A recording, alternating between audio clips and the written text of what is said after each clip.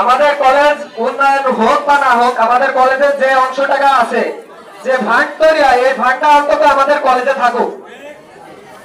বিগত বছরে আমরা লক্ষ্য করছি যে সভাপতি আইছে, ফান্ড থেকে 10 লাখ টাকা নাই, 50 লাখ টাকা নাই, টাকা নিয়ে চলে গেছে।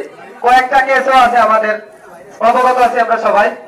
তাই অবৈধ সভাপতি এবং বিদ্যুৎসাহী সদস্য অপসারণের ক্ষেত্রে আজকে আমাদের মানববন্ধন।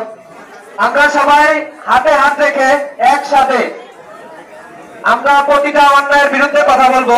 আমাদের দিঘলিয়া ইউনিয়নকে লোহাগাড়া থানার ভিতরে, নড়াইল জেলার ভিতরে একটা শ্রেষ্ঠ ইউনিয়ন করে তুলবো ইনশাআল্লাহ। আমাদের ইউনিয়নে কোনো অন্যায় হবে না, আমরা কোনো স্বার্থ নিয়ে কাজ করবো না। আমি যদি স্বার্থ নিয়ে কাজ করি, আমার আপনারা সরাই দেবেন। আমার ভাই, আমার চাচা বা আমাদের কোনো বিরাদার যদি স্বার্থ নিয়ে কাজ করে, অন্তত এটা দেখবেন না যে সে আমার চাচতো ভাই, সে আমার ভাই। এই জিনিসটাকে কেউ কখনো প্রাধান্য দেবেন না। যখনই প্রাধান্য দেবেন, তখনই আমাদের ইউনিয়ন ধ্বংস হবে, তখনই আমাদের কলেজ প্রতিষ্ঠান ধ্বংস হবে। আর যখন প্রতিষ্ঠান ধ্বংস হয়ে যাবে, তখন আমাদের ভাই, আমাদের বোন, এরা কেউ প্রতিষ্ঠিত হতে পারবে না। আমরা দিঘলিয়াবাসী, আমরা এটা চাই, আমাদের কলেজ, আমাদের ইউনিয়ন আমাদের কাছেই থাকবে ইনশাল্লাহ।